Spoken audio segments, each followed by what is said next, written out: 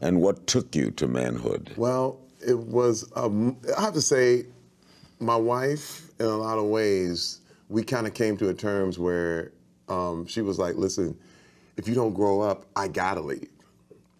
And I was like, it was that rock bottom. It was that bottom that you hit that you're like, I gotta change, wait a minute. You say that it didn't happen for you until you got in touch with your feminine side. Yeah. Explain that. Well, you know, Larry, as most guys are, you know, the NFL, the whole thing, you're the manly man, you're tough, boys don't cry, we're hardcore. But the problem is the Marlboro man always ends up alone. And his wife can't talk to him, kids can't talk to him, and he's somewhere in a woodshed bawling his eyes out because nobody else visits him. And my thing was, I was like, whoa, I have to soften and experience empathy.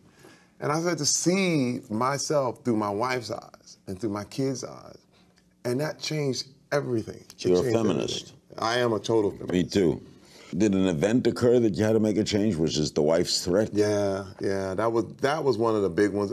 It's funny because there's several events that happen. It's almost like when you fall off a cliff and you think you're at bottom, but you actually hit a ledge and you keep falling. I hear there's an event happening with Isaiah. Yeah. We have our little man time. My son, he was 7 years old at the time, and I took him, we were gonna go to the movies, and we saw Iron Man 3.